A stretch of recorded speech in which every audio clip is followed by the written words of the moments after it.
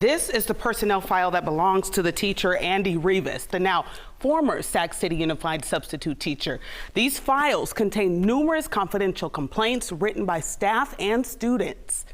I'm not gonna lie, I really want to hurt him for touching my child. It's been 6 months since Nerlene Poston's daughter and another 8th grader spoke to us after they reported being groped by a substitute teacher at Sam Brannan Middle School.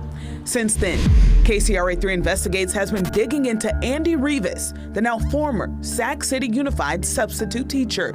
We went back to tell both families what we've been able to uncover about Rivas since we last spoke 6 months ago. All that is in his file. Why is it overlooked?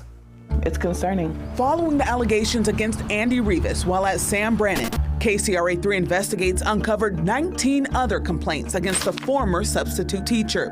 At least 3 of those complaints about touching female students on their butts and breasts. 5 complaints about students feeling uncomfortable and Rivas using offensive language. And 4 different complaints from staff reporting Rivas being incompetent and not showing up for class. The accusations and complaints made by students and staff over the last 2 decades in at least 6 different schools in the Sacramento City Unified School District. We shared some of what we found in the school records with the families. So we flagged some of the things in here. In 2015 at McClatchy High School, a teacher wrote this email to the district saying Rivas made her feel extremely uncomfortable after asking if she had any tattoos in places that could be seen wearing a bikini on the beach. That same year, a male student at Sutter Middle School said when he asked to use the restroom, Rivas offered him scissors and told him to cut his penis off. Several classmates of the male student also filled out confidential witness statements to report the incident above. And in 2016, also included in this personnel file, a write-up from a student at Luther Burbank High School reporting she was inappropriately touched by Rivas.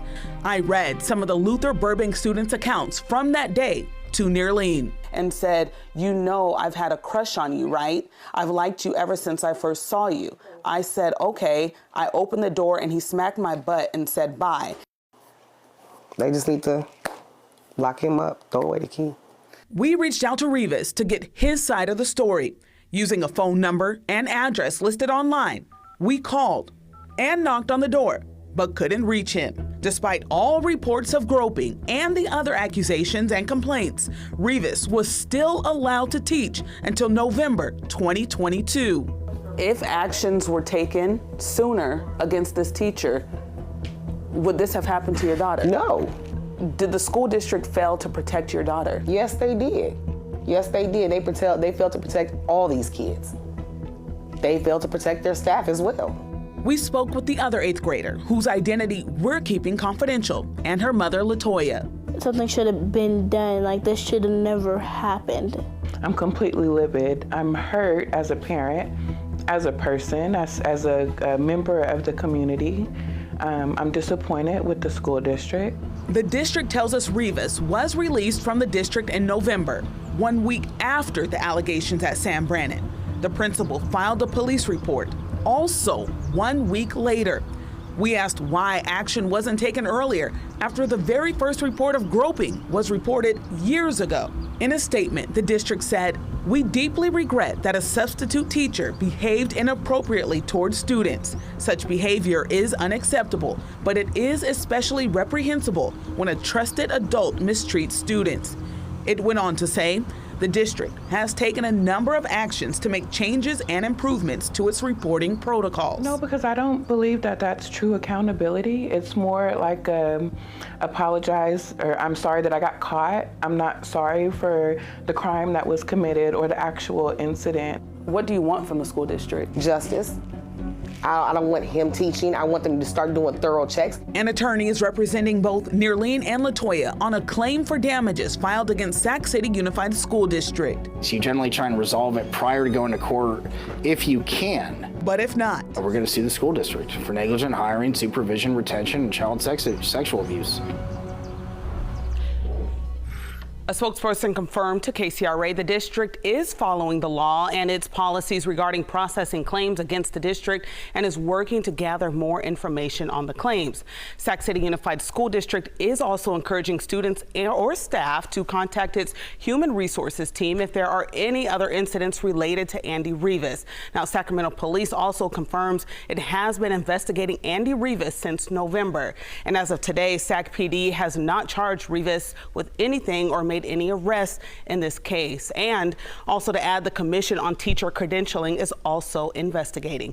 Brittany Johnson, KCRA 3 investigates. So before we let you go, I think any parents watching in this region, you mentioned that he still holds a teaching credential. So let's talk through, I mean, could he still be teaching? Could he still be, obviously Sac City has let him go, but what about other districts? So we did check with other districts, and I did check with the CTC today, and he does still hold a teaching credential. Andy Rivas still holds a teaching credential according to the Commission on Teacher Credentialing website. Now, it does not expire until January 2024. And Sac City Unified confirms Rivas has not taught in any of its schools since November. Now, Edie, to your question, we also checked with 15 districts in the Sacramento area, and of those who responded, all of them confirm that Rivas was not or has not taught at its schools. All right, Brittany, great work. I know you've worked really hard to make sure that, you know, you really investigated this and were fair to all parties. So we appreciate your reporting. It's important. All right, thank you. And thank you to the families who shared their stories with us as well. Yeah. Good job, Brittany. We have a full breakdown of this 6-month investigation right now on the KCRA 3 app. You can also scan the QR code on your screen right now. Do you have a tip for KCRA 3 Investigates for Brittany Johnson and the team? Call 3 at 916-325-3344, or you can always send us an email to kcrainvestigates@kcra.com. We want to look into your tip. Make sure you leave your contact information so we can get back to you.